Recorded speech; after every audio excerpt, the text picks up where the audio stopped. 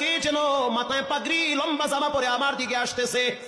কোরআনে রব্বুল আলামিন বলেন, তাতানাজ্জালু আলাইহিমুল মালাইকা আল্লা তাখাফু ওয়া লা তাহজানু।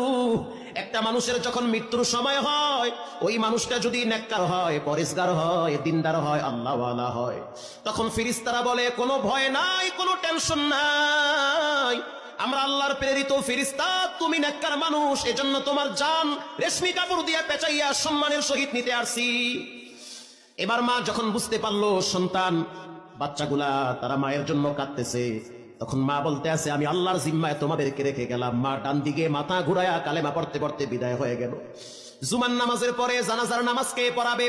এলাকার মানুষ, বাদ ভাঙ্গা জুয়ার, হাজার হাজার মানুষ গেল 4 জন কোরআনের হাফেজের মায়ের জানাজা পড়ার জন্য।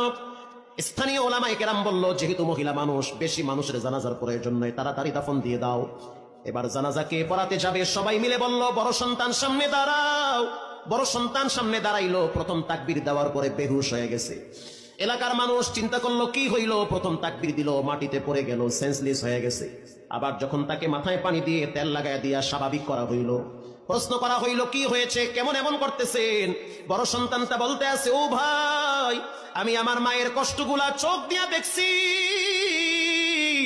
এই মহিলাটার পেটে আমি লম্বা সময় ছিলাম, আমি আমার মায়ের পা দিয়া লাথি মাইরা কত কষ্ট দিয়েছি পেটের ভিতরে।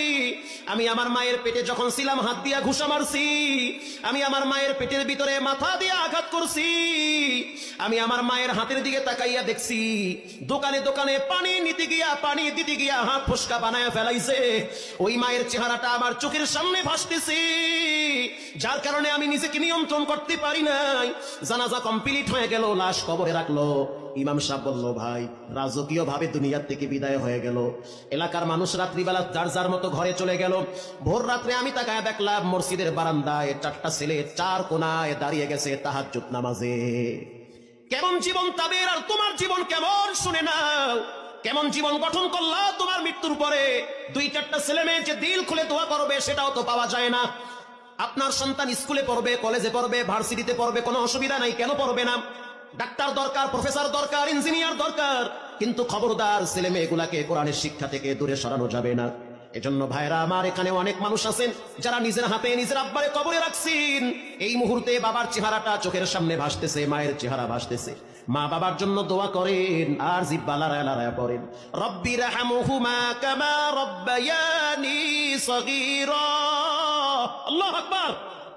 মা বাবার জন্য দিল খুলে দোয়া করেন আর কোরআন তেলাওয়াত করেন, আল্লাহর রাস্তায় দান করেন।